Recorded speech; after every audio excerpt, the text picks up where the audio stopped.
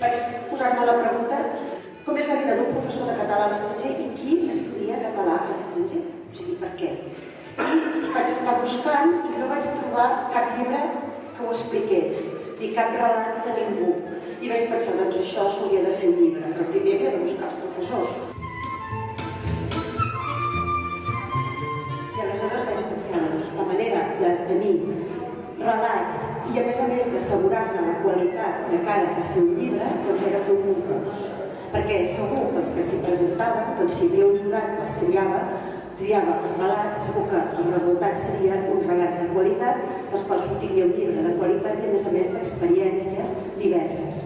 I així es va fer, es va convocar el premi i es van presentar professors d'arreu del món. Enhorabona als guanyadors, no defalliu. Escriure és com ser Déu i alhora com ser un captaire humil que cerca obsessivament el millor adjectiu. Rebeu el meu aplaudiment sincer. Isabel Clara Simó.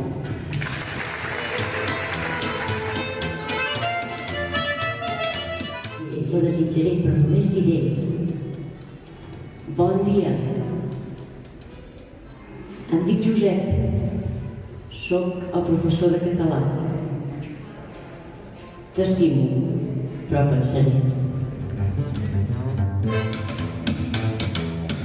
Aquí vaig convertir-me gairebé d'un dia per l'altre en allò que he deixat de ser.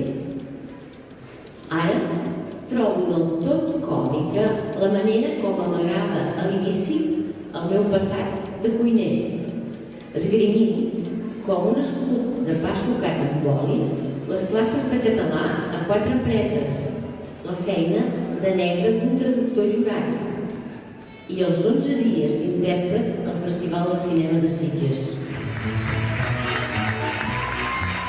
Bàsicament, en el seu moment vaig veure el llistat de places que oferia el Llull, ho fan anualment, i Seguet em va semblar un lloc exòtic. Tot i que havia donat una mica de voltes per aquests mons de Déu, no havia anat mai a Hongria i em va cridar l'atenció i ho vaig demanar. I vaig pensar que era un lloc que potser no hi hauria bufetades, que la gent preferiria anar a Nova York o Berlín. El conte el que fa és un petit balanç d'aquests 5 anys en un lloc on m'he trobat com a casa, però també és veritat que reflexiona sobre els cicles i sobre l'energia i quan ja estàs cansat de fer una cosa i necessites fer-ne una altra.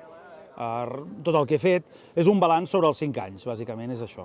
El text es titula La conversa amb el personal avaluador de l'Institut Ramon Llull va ser llarga, però la connexió wifi no estava disposada a ser-ho tant. Es va tallar en més d'una ocasió i la meva paciència també.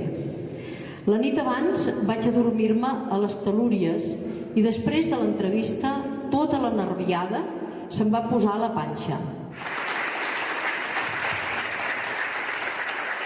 Ella estava donant classes a Barcelona i va tindre una oferta o una oportunitat, diguem-li com sigui, d'anar fora. I la veritat és que li va vindre de gust i ho va acceptar.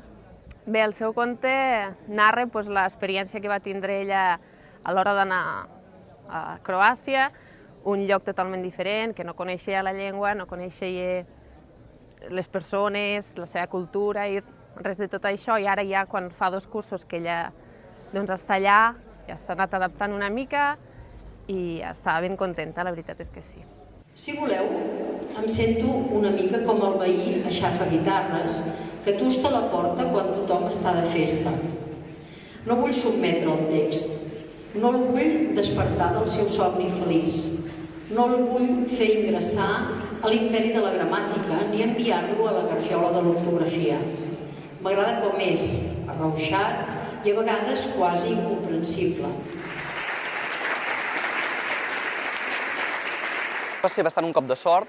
Vaig saber que la noia que estava fent la feina que ara estic fent jo se n'anava una mica de pressa i corrents i quedava aquella plaça vacant i vaig enviar una candidatura, la cosa va funcionar i sóc allà a l'IO des del mes de setembre, treballant fent classes de català i també de castellà. Potser és un conte poc literari, és un conte poc literari en el sentit que no hi ha una acció que es vagi desenvolupant a poc i uns personatges que van apareixent i desapareixent, ni hi ha alguna mena de final, sinó que imagino que més aviat es va entrecreuant tot de petites escenes de la vida a Lió, de la vida com a professor, amb tota una cosa més de reflexió sobre la llengua, sobre l'ensenyament, sobre la cultura catalana, sobretot sobre això, sobre la llengua en particular.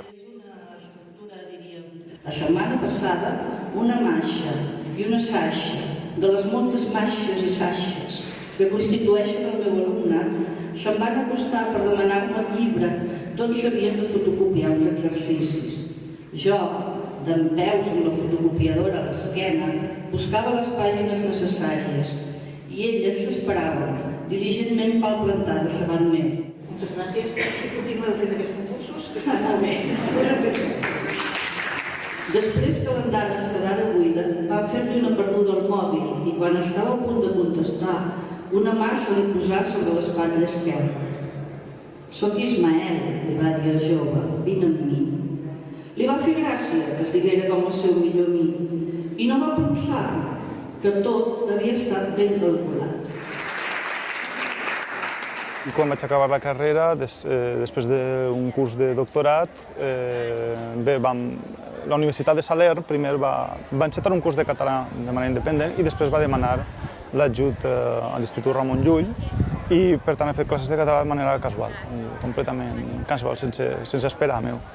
I des d'aleshores, això és 2002 fins ara, o sigui que ja fa gairebé 11 anys que estic fora de ma casa, com aquell qui diu. Tracta una mica este límit o esta balança entre el món de l'escriptura i el món, diguem-ne, més quotidià de fer classes, viure fora d'un lloc i també critica això la societat valenciana perquè, clar, com a valencià hem estat obligats, d'alguna manera, a anar-nos del País Valencià per poder fer alguna cosa per la pròpia llengua. Això és dur, vist des de fora. Una mica és això el conte, una crítica entre societat civil, política del País Valencià, d'Itàlia en general. Doncs ja està, moltes gràcies per ser aquí amb nosaltres i ara gaudim de la música